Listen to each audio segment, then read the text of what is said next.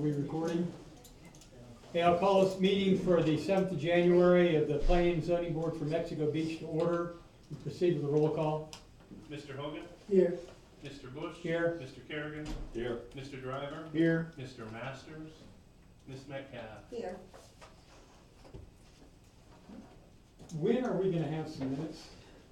As soon as I have time to do them, Okay, because we're gonna have a whole passel full of them by the time we get some. since October.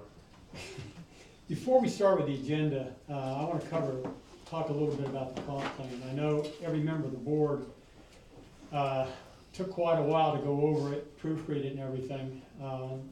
Unfortunately, it's out of our hands. It's now in the city council's hands.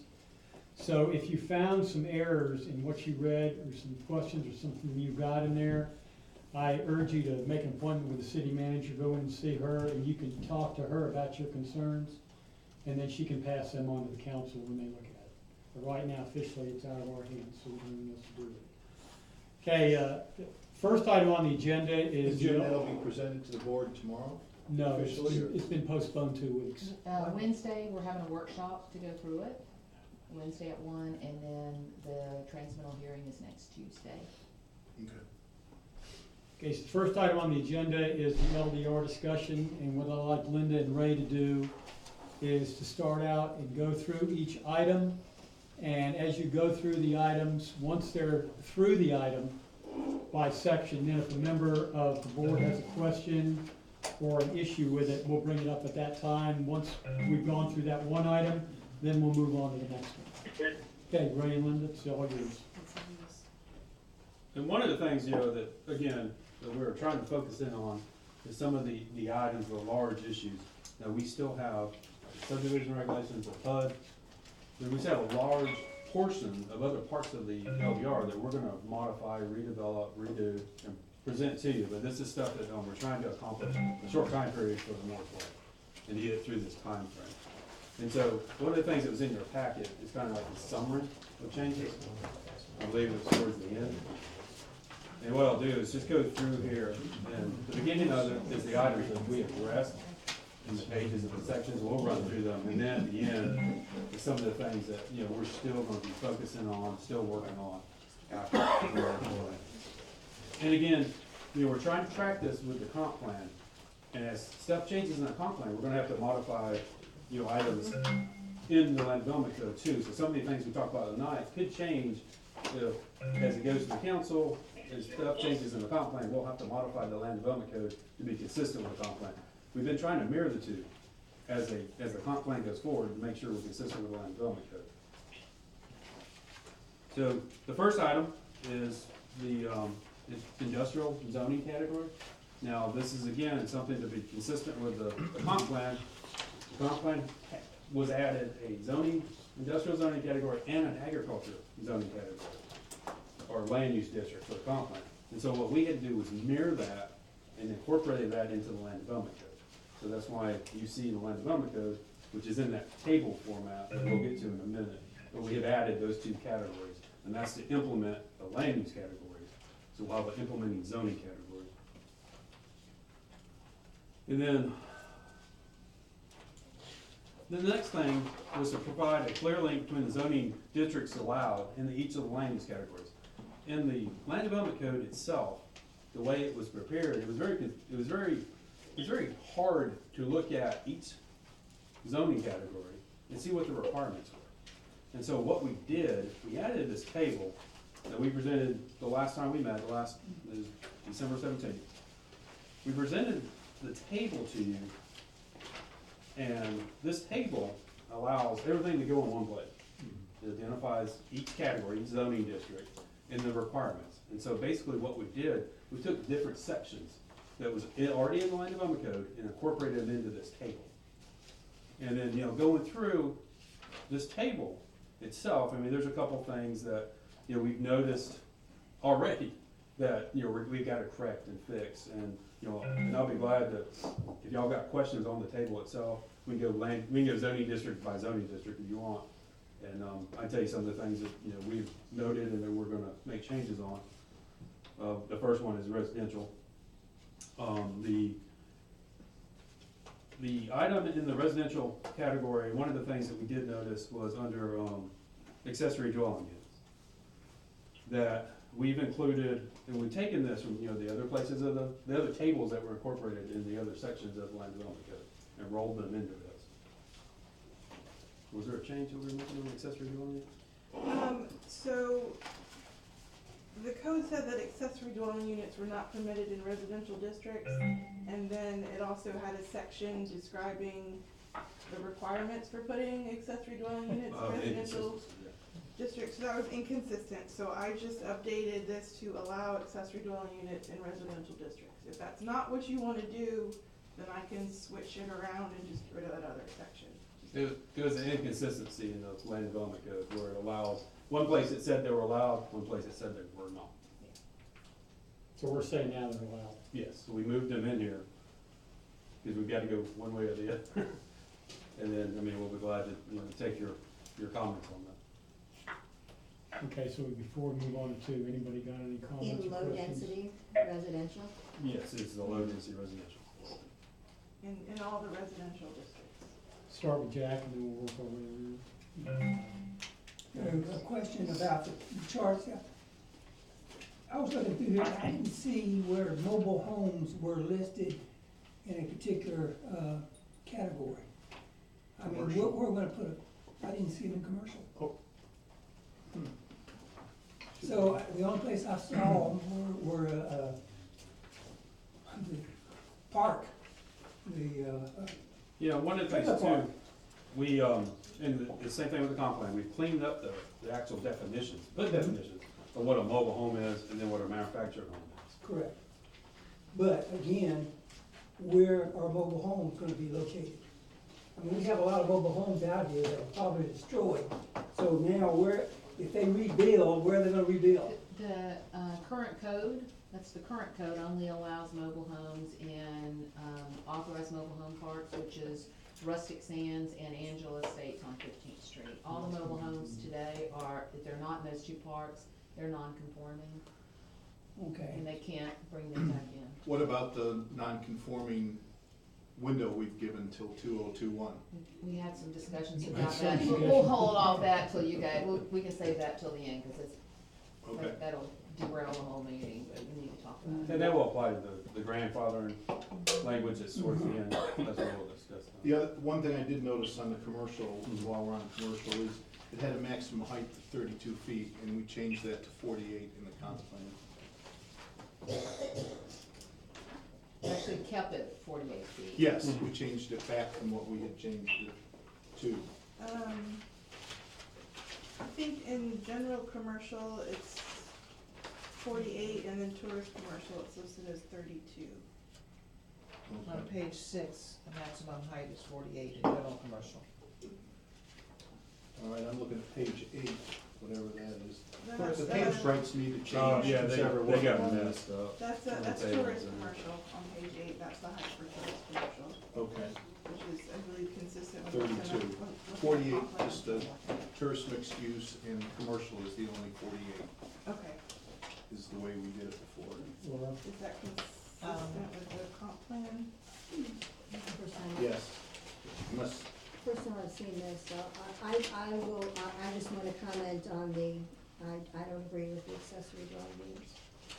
It's 32 feet in the, Okay, and what don't you agree? Well, I don't think that it should be in low density residential. I don't think people move into low density to have rental units in someone else's backyard on the street. I was just gonna say, just in the essence of time, since we have a deadline for the 8th, I would say try to focus on the things that we have to complete before the moratorium, because you guys can come back to that, because it's gonna be a long discussion. Well, I thought that was It's, what was it's on on the table. here, it's on here, but that's gonna be a lengthy I'm sorry, discussion. I thought that it was on the table.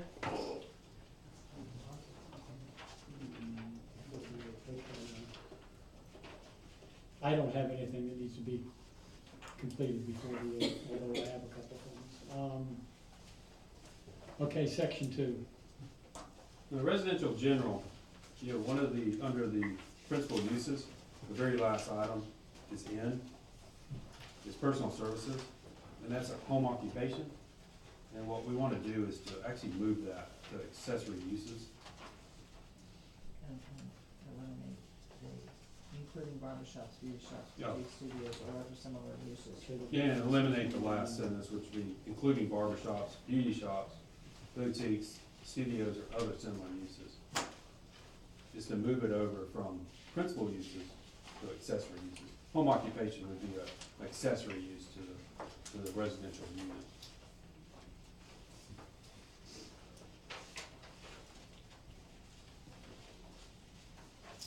Seems reasonable. Okay, well, I do have one thing though before the 8th. The overlay district appears on page 8. Are we all the way through the, matrix? Yeah, we're through the matrix. We discussed that, last time we met, and I don't think we'd arrived at a consensus as to whether or not we thought there ought to be an overlay district.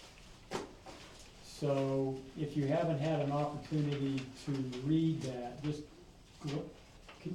does everybody have an opportunity to look at that? Okay, comments, pro, against, and why? Could you explain what an overlay district is, please?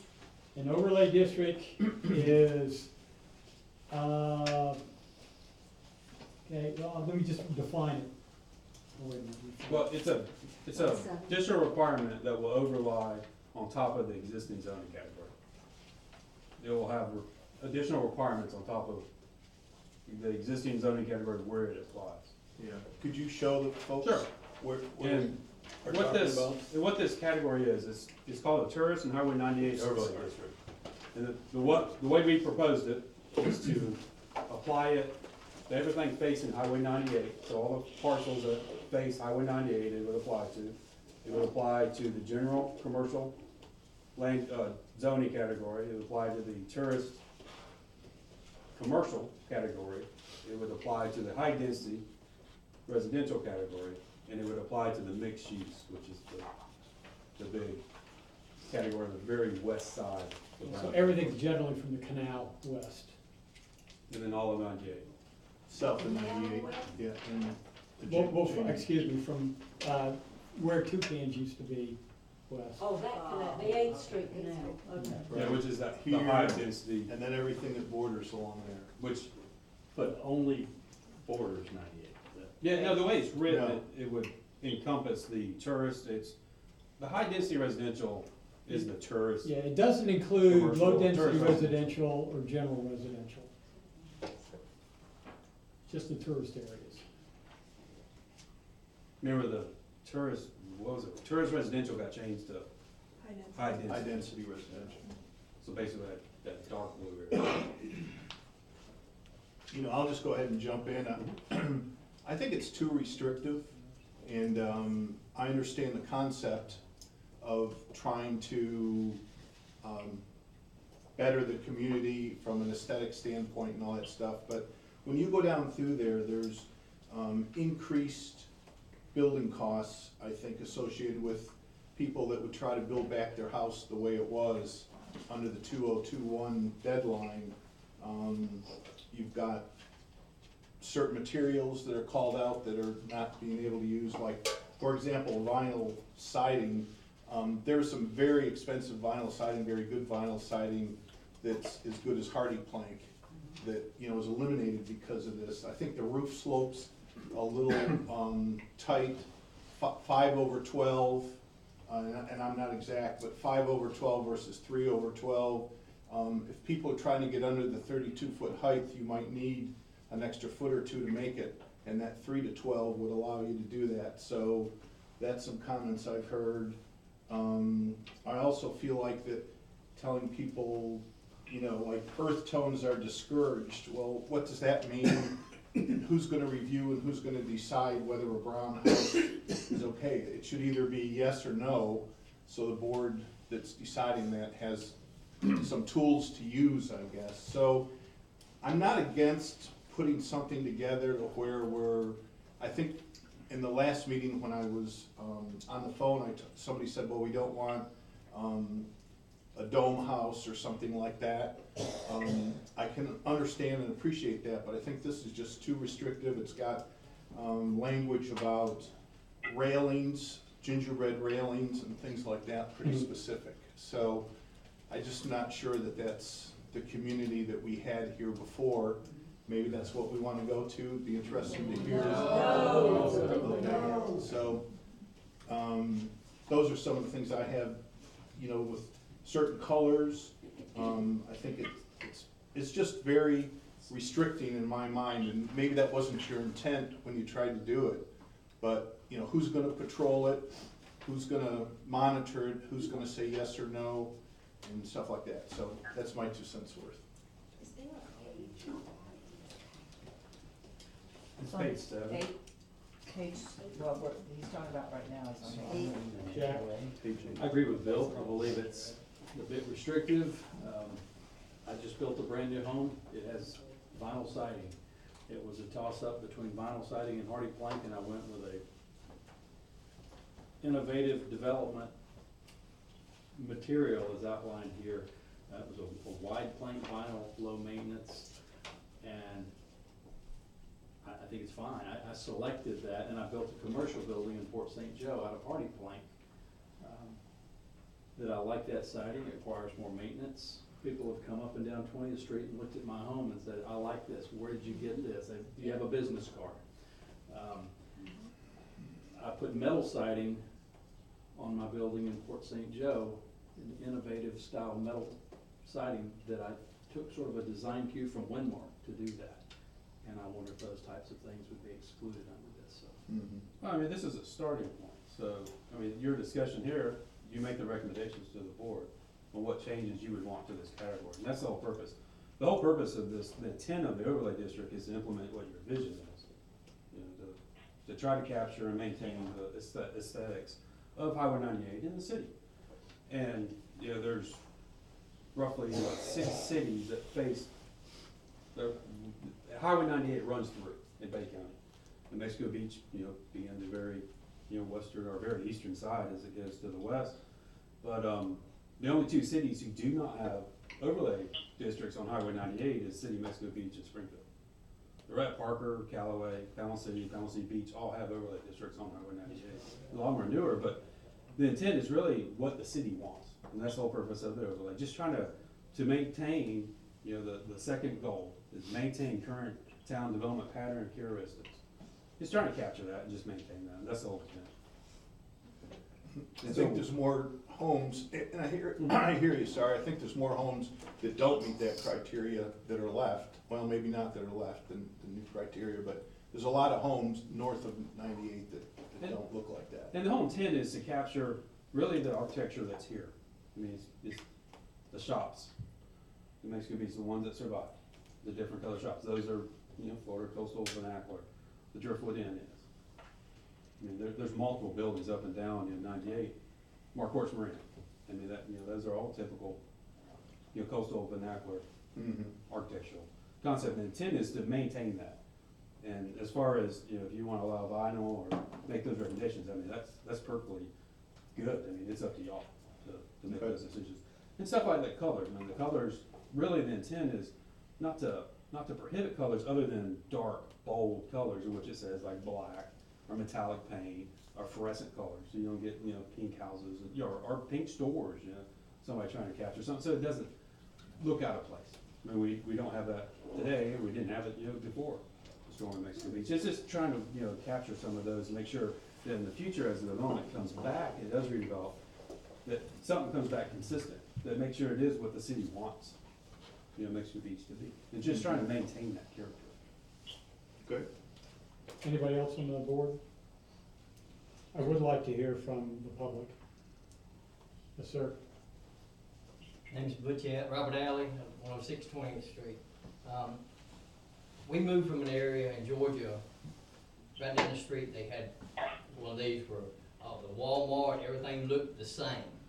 And if I had wanted to do that, I would have moved to Seaside. I wouldn't have moved to Mexico Beach.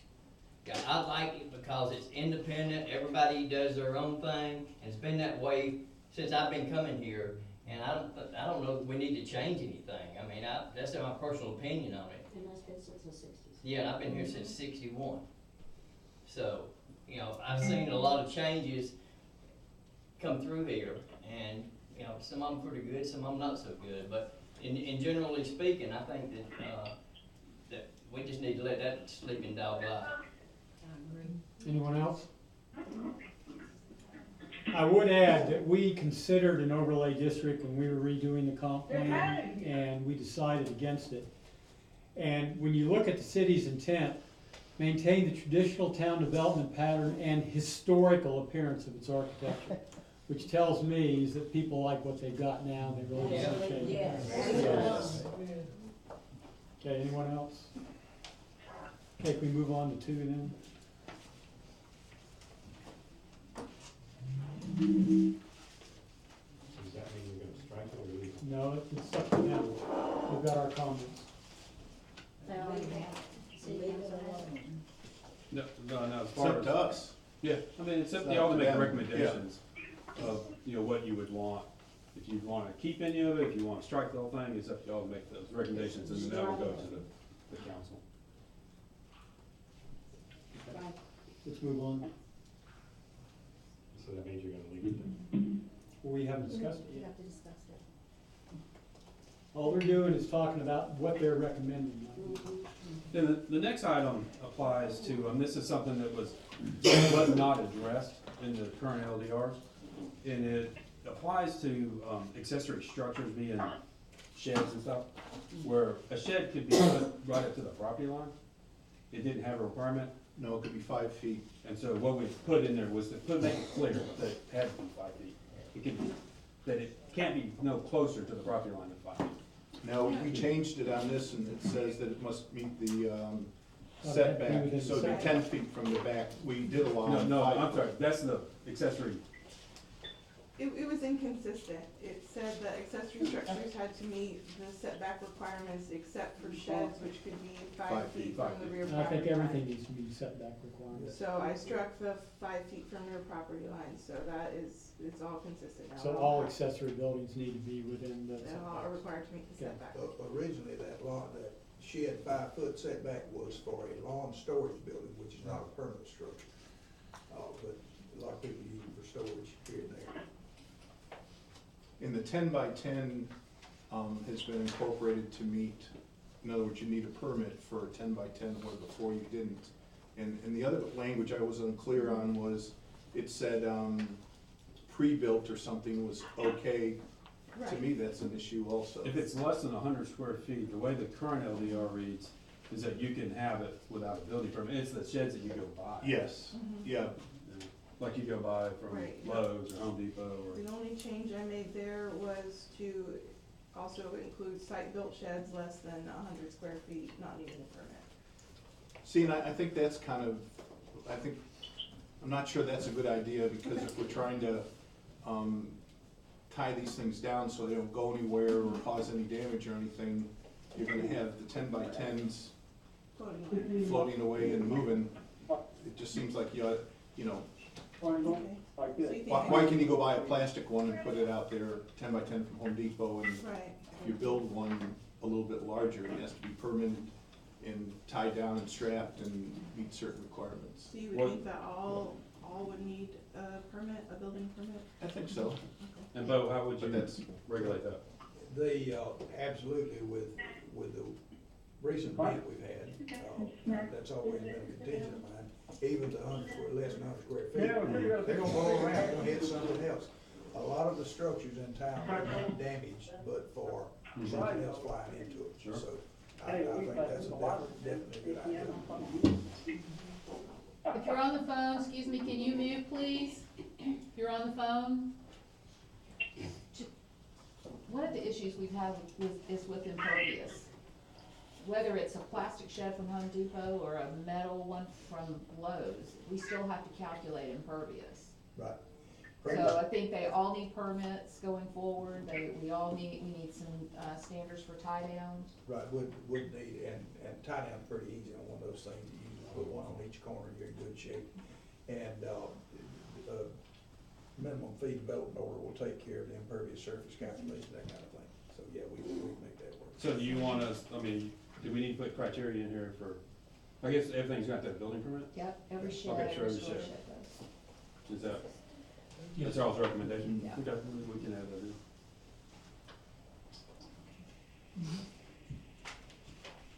Now, then the next item applies to the accessory dwelling units. In the mobile homes that we talked about, we had added the definitions in the LDR defining a mobile home based on state statute, what a mobile home is and what a manufactured home is. And then the accessory dwelling units, same thing with the setbacks, and we just talked about that. And the other item that was done, and this is something that's another inconsistency between the, actual setbacks itself, the accessory units itself, is if they're allowed separate or attached.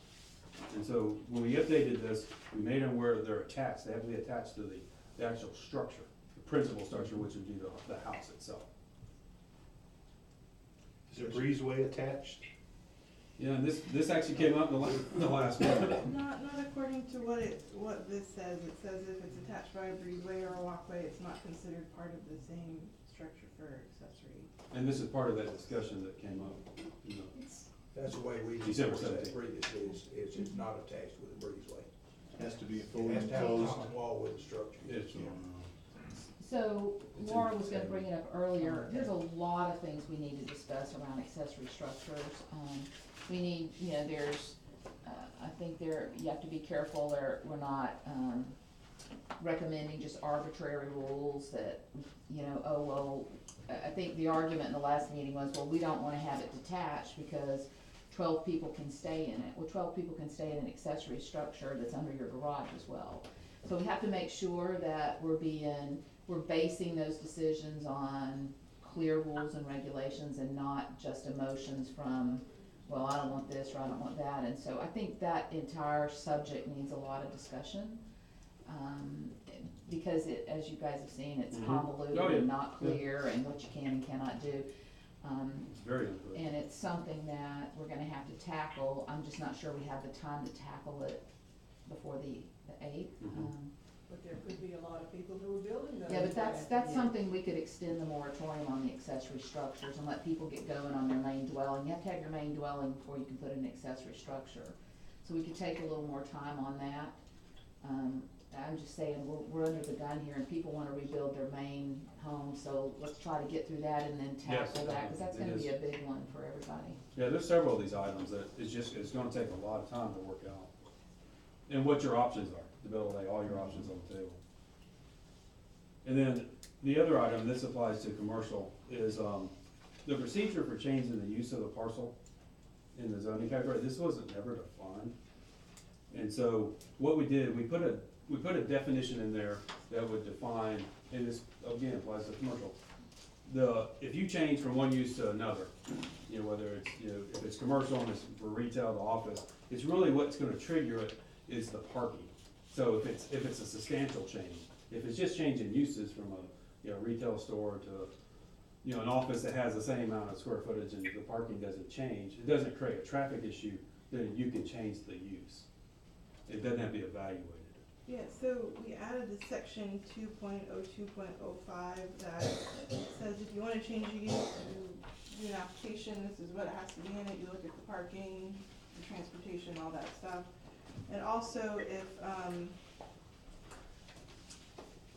you use that same methodology to establish a similar use, there's no way you can include all uses in your land development districts.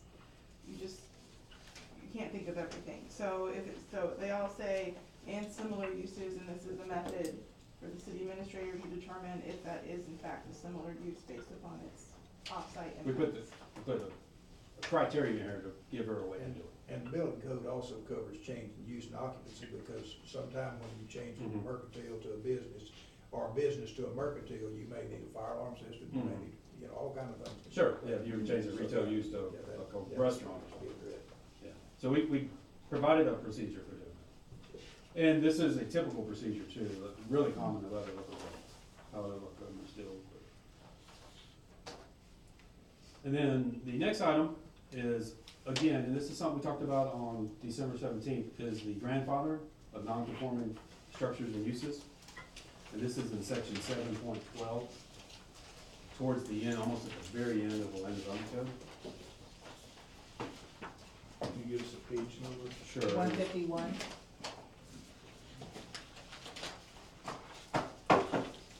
And I'm gonna let Linda talk about this.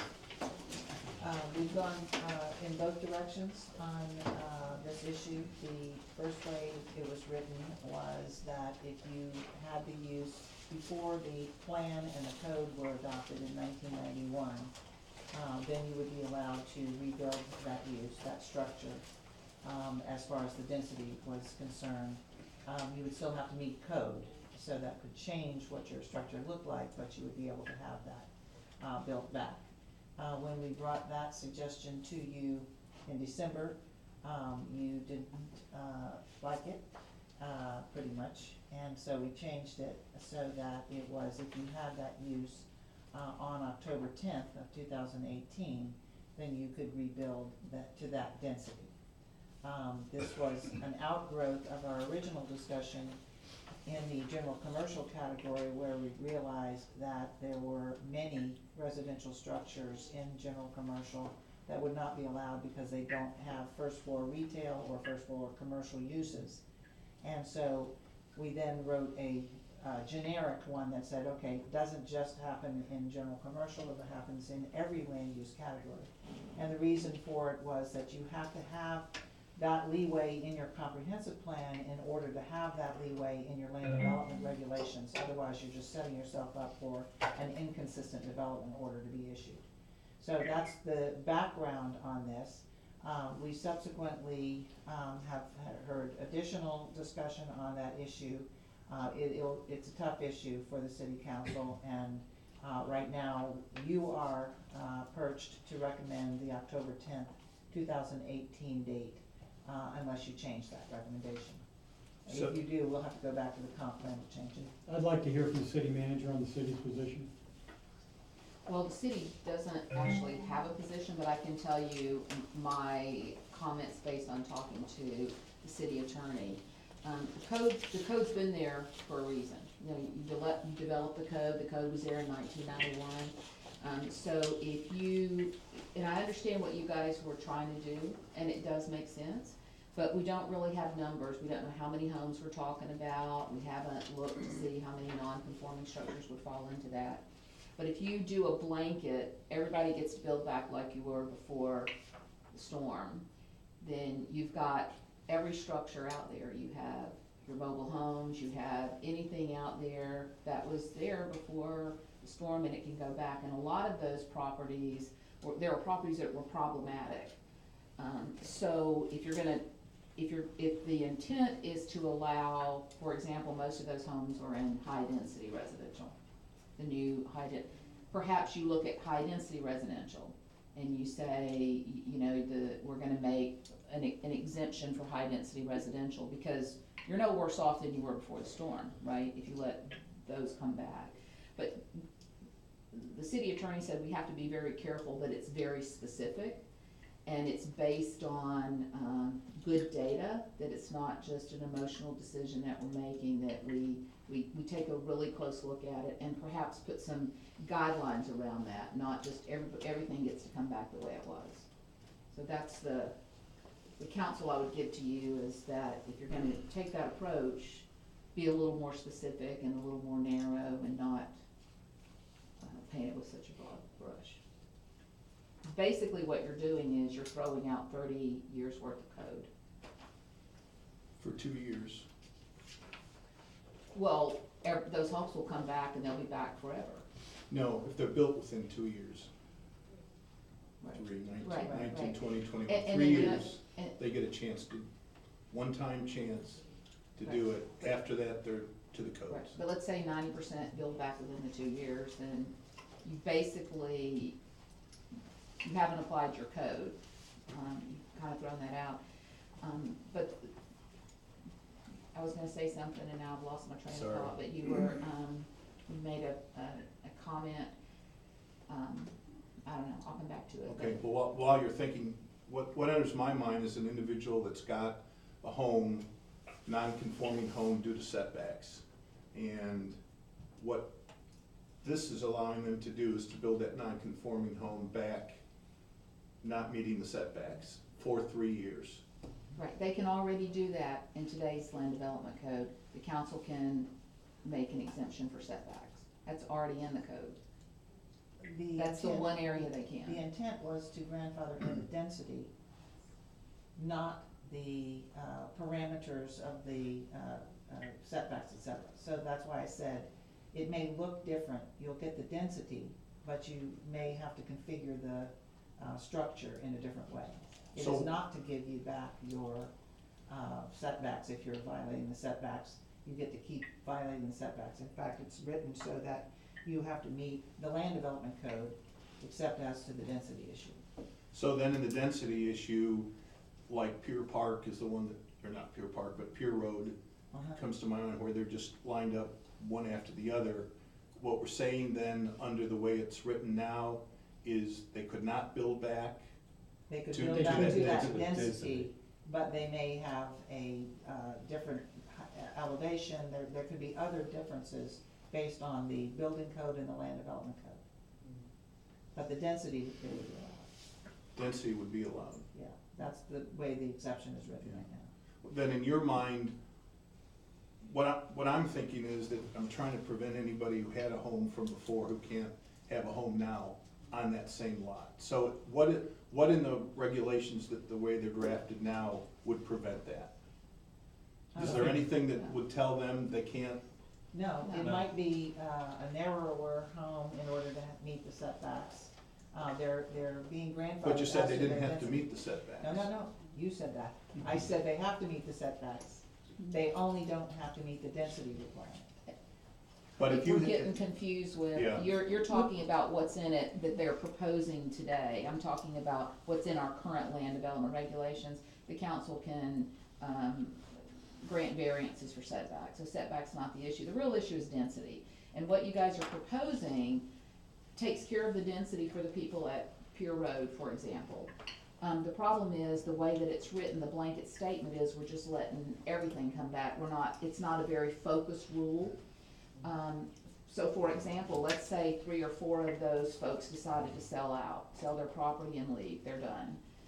What's to stop a developer from coming in and you grandfather that property in and you give them that same density? They could come in and go high or do other things with it. So all I'm saying is, I'm not telling you it's not the right thing to do. I'm just saying, if you're gonna do that, there needs to be more focused rules around it.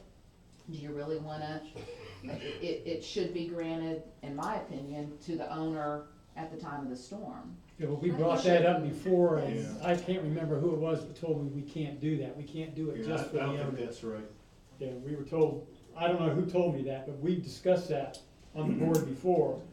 And I don't know whether it was Nick or it was somebody else that said you can't do that. It has to be. Typically, development restrictions run with the land, not with the owner. Right. And you are creating. Because that's the way we originally wanted to do it, instead of current But owner. just, that's it. I just wanna give you that Mhm. feedback from the attorney, and that you just wanna be careful with that. I think it needs to be more defined. You'll recall, we started off with this problem because general commercial had that limitation that you had to have commercial on the first floor. And that would knock out a lot of the existing residential uses that do not have that. One suggestion would be potentially to knock out the requirement for first floor commercial, in which case residential is allowed in commercial, and you wouldn't have that grandfathering issue come up in general commercial. That's how it came up in the first discussion. But the way this is written, It would And I'm apply to okay. every land use category. But don't you have a separate one written for general commercial? and it's. See, if we were to keep the one in general commercial, and then if it applied elsewhere, like high density residential or someplace like that, we could write one for that and then just do away with the general one. That's correct. You can narrow it, as the city manager has pointed out, you could make it apply, as we did with general commercial, just to that category.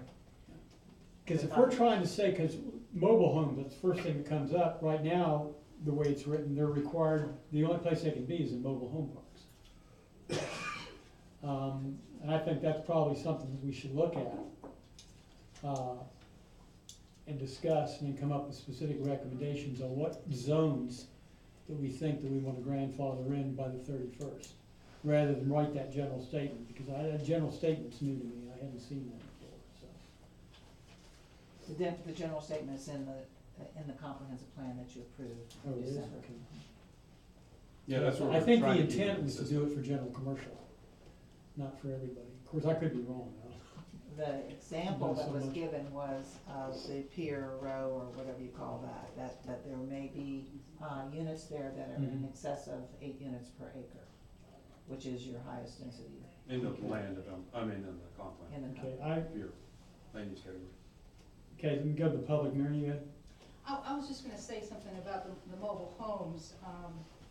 The mobile homes don't fit in what you're talking about. They're non-conforming, I get that, but they're not non-conforming because of density. So the clause about October, whatever you had in October 10th, you can have again. If it's under 50% damaged, they can keep their mobile home.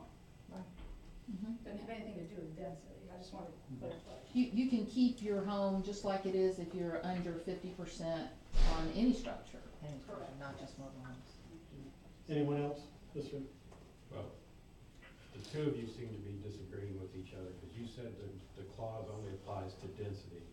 But you said, in your example, you said that on Pier Road, somebody could come in and buy up 3 or 4 houses and put it in a higher structure or a different type structure. But if I'm understanding, and I'm sorry, I don't remember your name, the lady in purple, that it only applies to density, then your argument's not accurate. Density is So- dwelling units. That's Right. dwelling unit, and so you can go up 32 feet. What is tourist residential, is it 32, or is that tourist commercial? H, You could go up 32 feet, now it's a single family, it could then be a different dwelling unit on each floor. That's density. So we're saying the same thing. It's density, intensity, I think was the blanket, so Yes. that's your Right. impervious, your lot coverage. Setback was already in there. It's already in the code that the council could waive setback. So essentially you're waiving everything but height. And then they have to meet the new, if there's any changes in the FEMA flood zones, they have to meet that. And also, if you're in the construction control line, you have to meet those standards.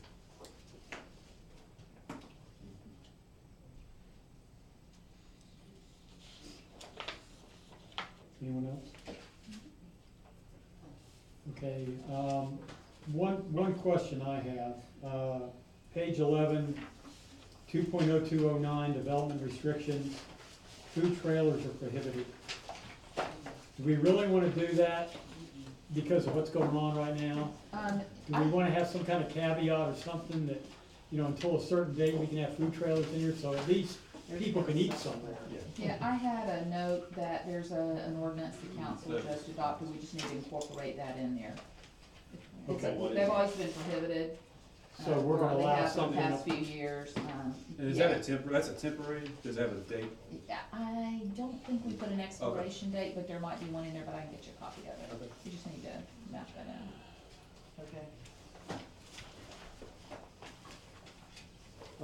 Okay. Page 13. Before you go there, can I ask a question real quick? You keep talking about commercial and that it has to have a certain amount of commercial there, along with residential. There's a lot of structures that are built on tourist commercial or general commercial, they're all residential. Yes, They don't ma'am. have any commercial. We're aware of that. Yeah, so my question is, I keep hearing you say that they're supposed to have a certain amount of commercial. Is that already in the comp plan, or is that something new that you're proposing? You were saying that? I don't know what you're referring to, there's nothing like that in the comp plan. There's not. There is a new proposal, being recommended by the P and Z in the comprehensive plan for general commercial, but you have to have first floor.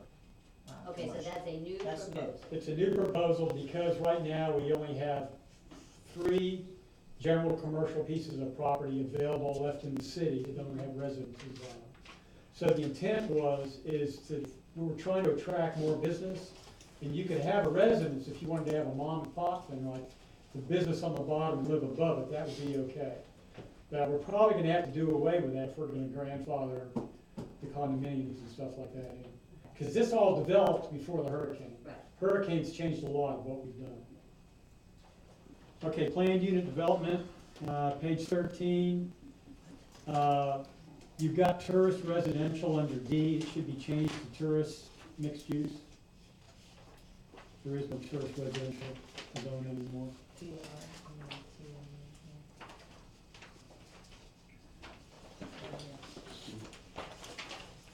In the comp plan, didn't you guys change the word district to categories? And now we changed categories to district. Well, yeah, cause this Land is use zoning categories. districts. Land use categories, zoning The districts. comp plan is categories, land use categories, and then the land development code is zoning districts. And they were mixed, Before. yeah, Yeah. and they had, you had categories in the land development code, and we tried to go through and capture and get that to say zoning districts. Usually you have more than one zoning district per land use category. You guys don't, so it's pretty much one-to-one, but we wanted to be clear which was which going forward in case you wanted to add another residential district to your residential land use category. Okay, we're still talking about PUD, page 22. G, zoning designation. Right now, we've got nothing on the zoning map to indicate a PUD. Do we need to create a new zoning district? Do we need to add something to the zoning And map? what I wanna do is rewrite the PUD category. I don't have time, for the moratorium, but I wanna rewrite that category. Because there's a lot of inconsistencies, there's a lot of things that would make that category better. Do we need to do something on the zoning map? No, I mean, what you could do, you got a couple options. You can adopt a PUD, and some local governments will, when you adopt a PUD, they'll put PUD designation. Like, instead of it being tourist commercial, it would actually show up as a PUD. So everybody knew that was a PUD on there, and then the PUDs were. I really think we need to Yeah. do something with that. And we can. And I wanna rewrite that section and bring that to you. Where's a PUD that you would, what area would you change Well- zoning to a PUD? Corey property. Where there's a PUD approved. Yeah, it there's applies PUD where approved. one We've is got the one approved. coming in by St. Joe Company That- too. It's not an approved PUD, No, it's it will, zoned tourist mixed use, but it will be. it will be Yeah, a PUD. it- They're gonna Gotcha. come in and look So for a when PUD. they- The area that would be. So we need to Once do it's- some forward once planning. it's We need to look at approved- what we're gonna do with that. when they Once come it's in. approved as a PUD, Yes, gotcha. and what I wanna do is rewrite that section and bring it to you. I'll let you review it. But not before. After the moratorium. Yeah, after you. There's several, I mean, lot splits is really unclear, and we wanna get that section in there and get that to you. Floodplain regulations, we're waiting on to see what, FEMA does, we're also gonna, work on getting that language, make sure it's consistent in your land development code. And then, PUDs is another item, and of course, cell towers, you don't have regulations regarding cell towers. We wanna get some regulations in there and, have them in place and let you review those also. This will occur though, these items will occur after the moratorium. Okay, 2.04.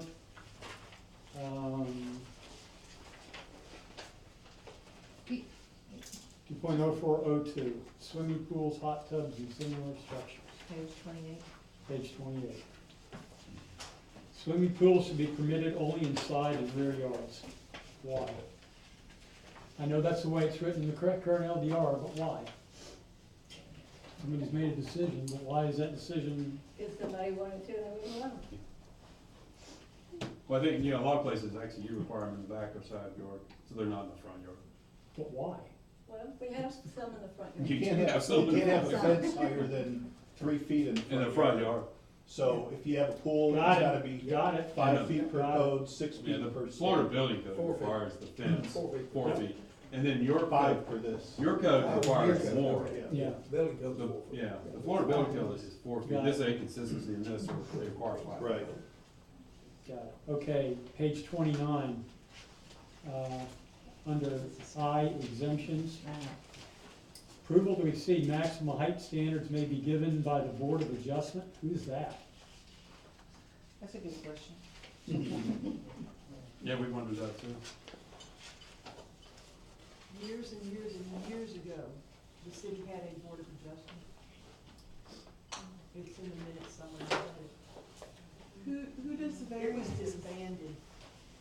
Z. city council, But us being city Easy. council. Sometimes they use the council. Put that in. So, So that need, I mean, Board of Adjustment, would be Definitely. planning and zoning board? planning and zoning,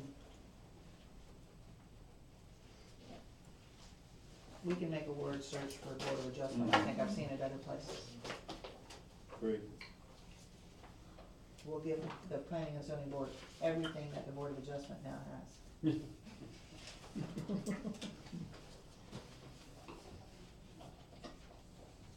And these are items, I mean, typically, when we update a land development code, we have to do several workshops with you, and we have to go through all this stuff. And we will, after we get through the moratorium, we'll sit back down and go through these items like this. okay? So we're not doing it in a piecemeal fashion. Okay, we're gonna address accessory uses later on, so I won't go into that. Jim, on lot splits, you guys probably wanna talk about that before the moratorium ends, because we're getting a lot of Yeah, and- requests to combine, replat, and plat, and do lot splits. Why don't we get some language to you this week and let y'all look at it on lot split? It's fine. Okay. I gotta write that down, I gotta find where I'm writing the notes.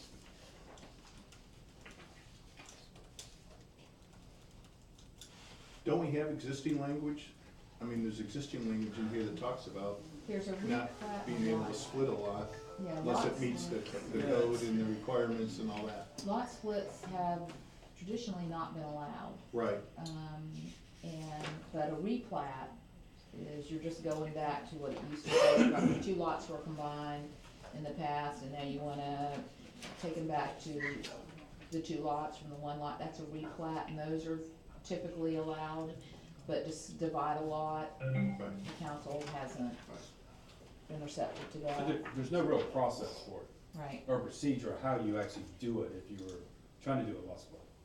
Don't you just go to P and Z and make a, I mean, they split the lot next to me. No, there's been a bunch of them done in Mexico Yeah, Beach, there's yeah. no doubt. We want to there's- help develop a There's process. been a lot that have been denied, so this is back to what we talked about earlier.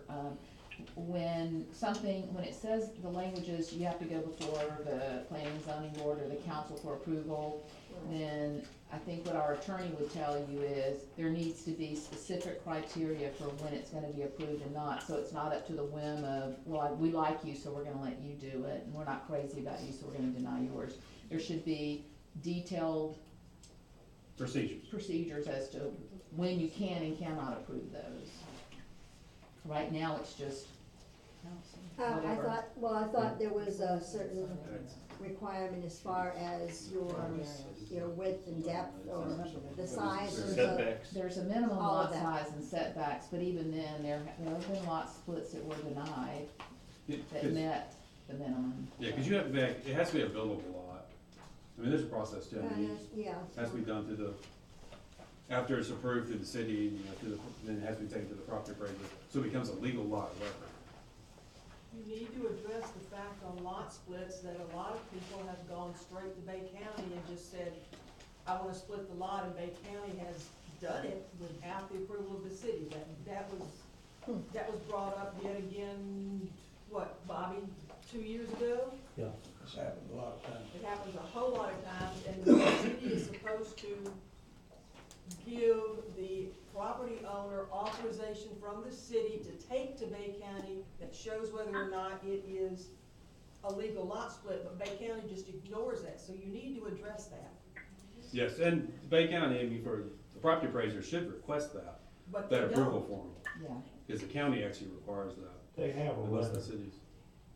Bay County has a letter. Yeah, that they have to draft before the property appraiser will do it. And we'll make sure, we'll put that process in place. Good. Okay, section 3.05.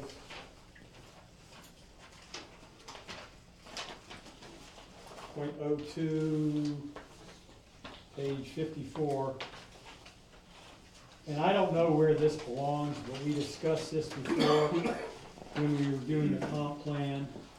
And it needs to be somewhere in here, and I don't know where it is, but not allowing any business that has a drive-through that exits directly onto a collector or arterial road. And I don't know where that would go in the LDR, but it needs to be in here somewhere.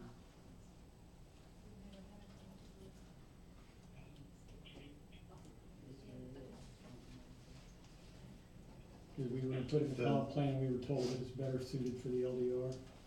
But I think under the current comp plan, it says you can only have one exit onto 98 from a, I don't think so.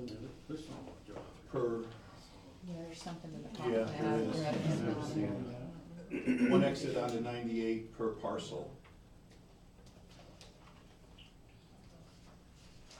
I mean, there's no reason to stop now, but it's something we can take a look at. Yeah, there, in the, you guys had in the comp plan also that you couldn't back out Right. from a parking spot on Highway 98. Right.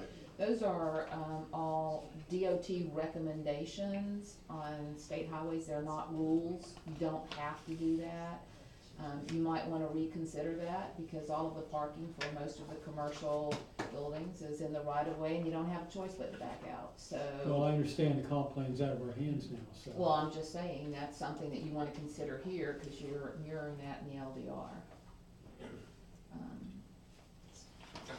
So this is kind of along the same lines with the drive-through access. Is that top line supposed to read on residential uses?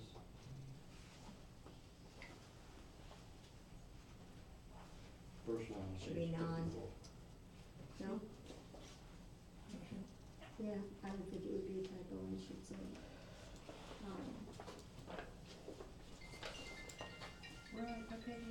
The tip top of Page page 50 says, 54. provide access to on residential uses, and that might be a thing that I'm unaware of. Is No, it I supposed to be think- non? No. I think it's, None? it's not. I think it's non. Yeah, Yeah. It's just. as a secretary, that's what I would say. Okay. So I'll let you guys determine where that needs to go. Page 60, where we're talking about a clear visibility triangle. I think you need to add in there where it's got roadway intersections and private driveway or alleyway, just 30-foot visibility triangle and 15-foot visibility triangle. That way you don't have to read everything, you just look at it and see what's required. Just makes it just clarifies it.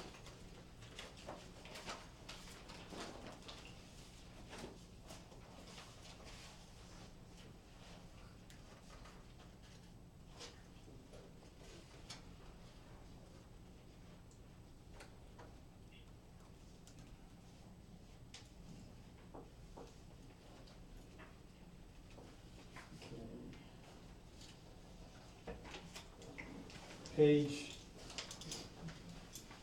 66, buffer zones.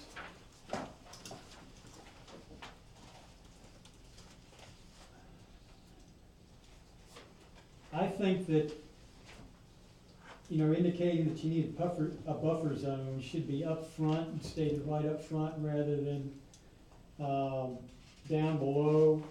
And I think we basically, this is just wordsmithing, but change it, make number 2 read something like, a buffer zone is required where incompatibility uses exist as defined in table 4.01.06 below. I just think it makes it a much clearer, because I had to read through the whole thing to figure out what we were saying. It just puts the issue up front.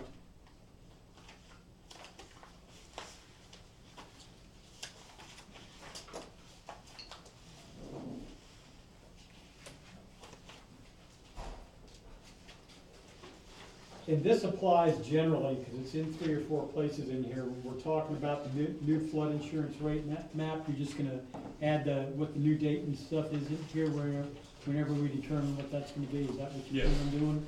Okay. That is correct.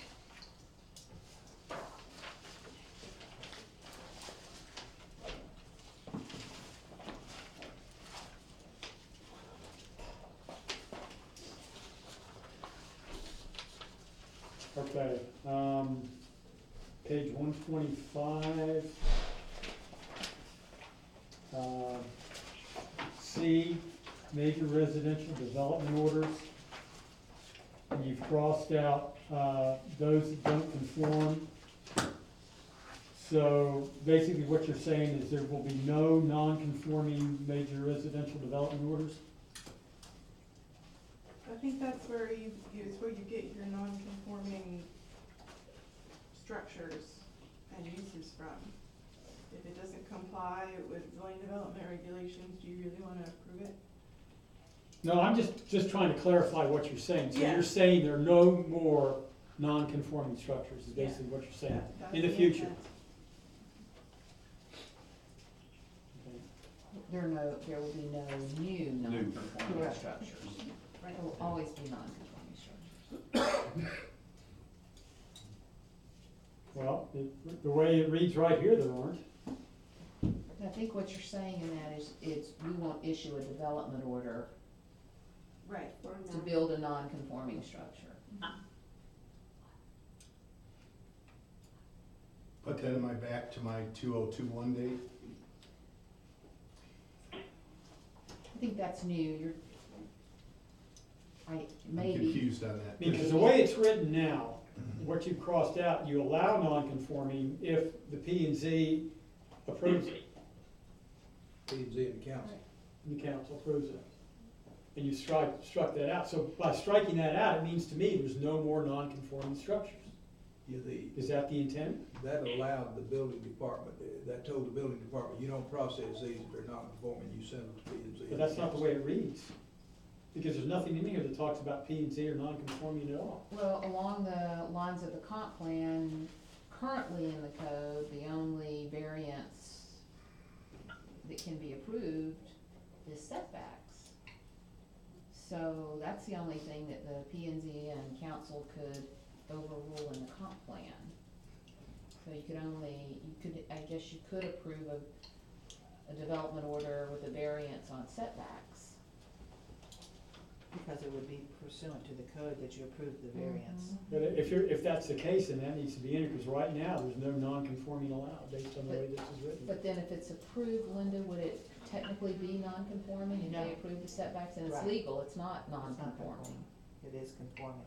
I think the intent of that thing is that your variance process is a separate section. Once you've been through the process, you get a no, then if you wanna do a variance, you gotta come back to the board and ask for a variance. Is that the case? And you gotta Yeah, have okay, a then I have no legitimate problem. reason to do that. Yeah, but with a variance, I mean, you have to have there's criteria for a variance. Right, yeah, it's not Specifies meet what criteria, variance it's gotta be some kind of hardship.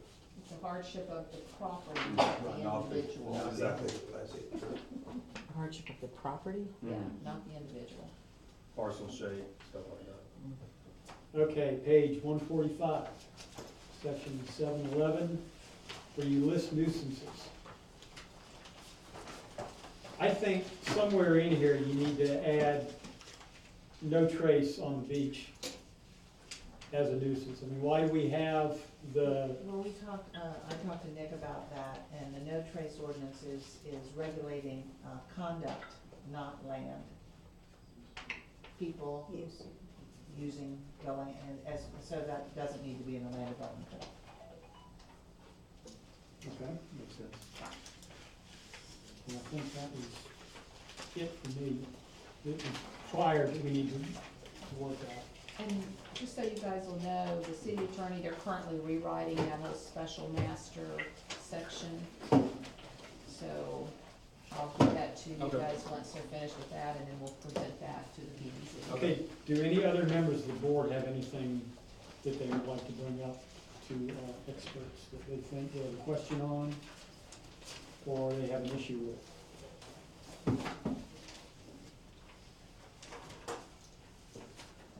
Not specific to this plan, I don't know if it's the time, but I would like to ask that we consider another location for these meetings. And I know the city's been working on that. That just make it easier for the general public to participate. I know it's just outside Bay County, but Windmark has a town hall facility that's unused that St. Joe Company might be willing to. Okay, does anybody have anything to address further with the LDR? The only thing I want to say is on page 9, back on the manufactured homes. Okay, there's a statement down here, the inability to modify manufactured homes. That's really not a true statement.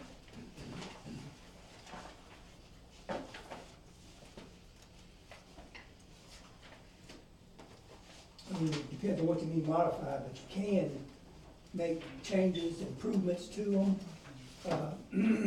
So I'm not really sure what you're saying here.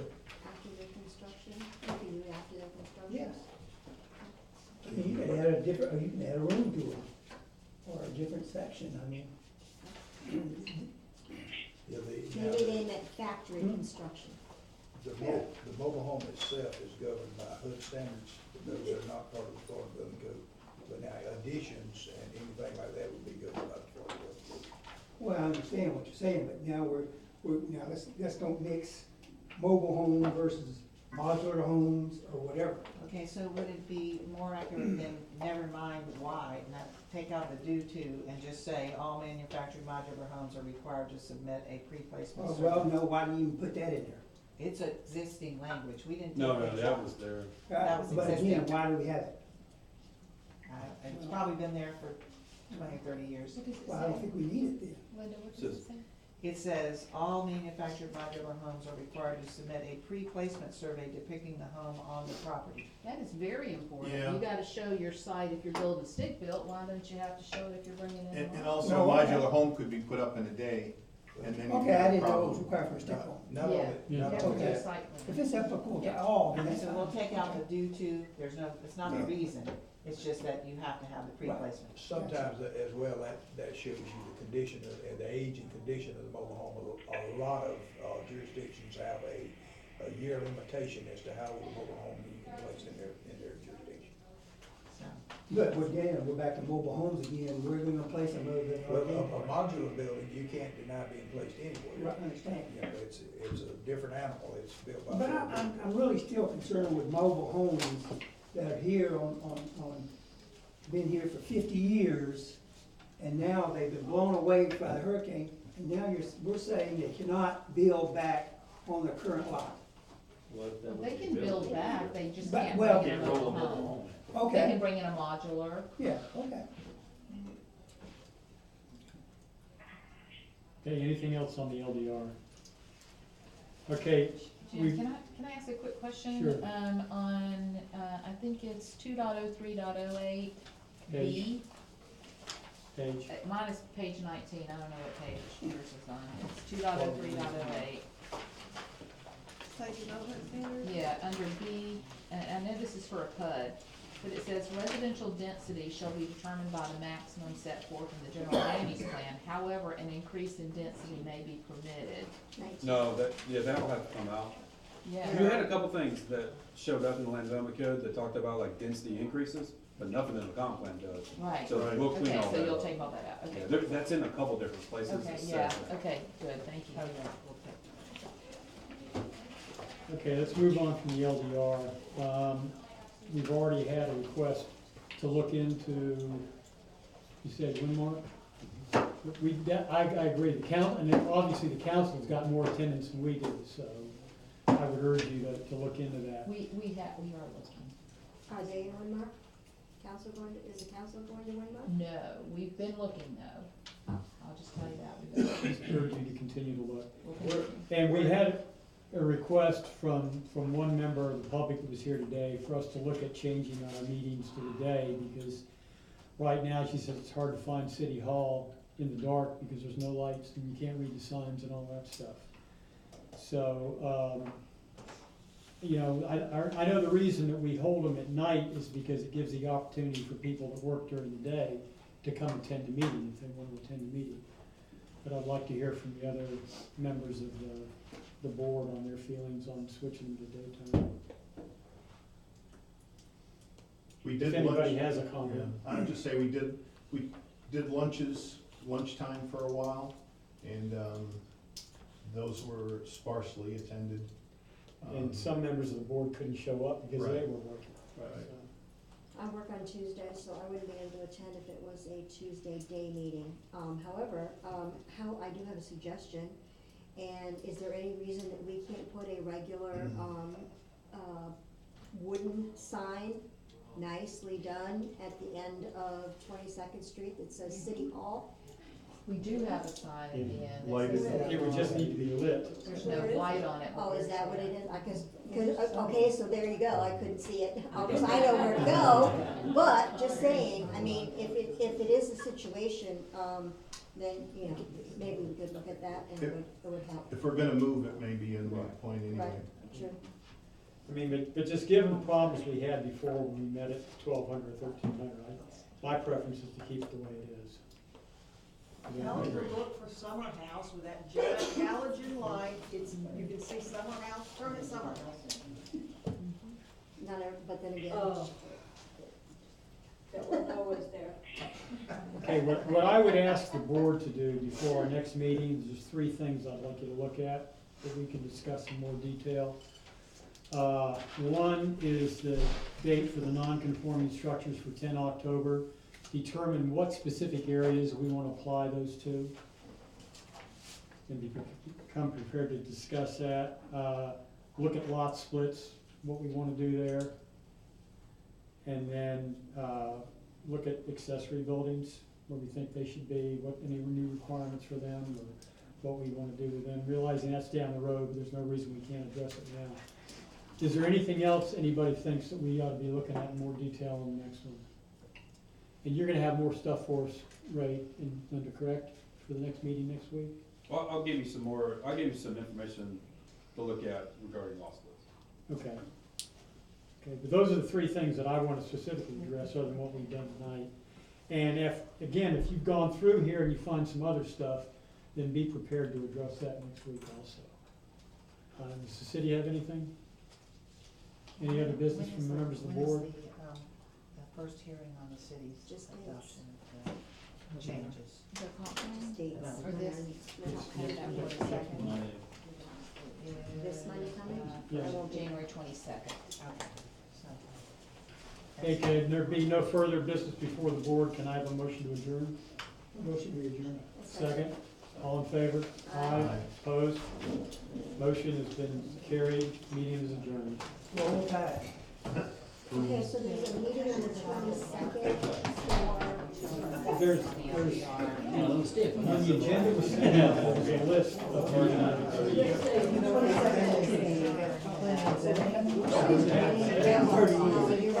Can I ask you what about this? They're gonna transmit it. Because this is the first It was available to pick up on Friday, that's what we decided, the last meeting we had, all these would be available for community.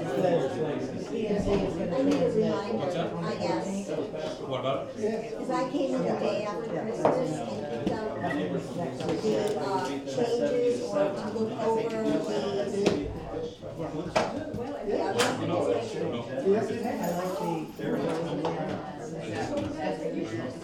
Bill was talking about it in there, yeah. It's in there now.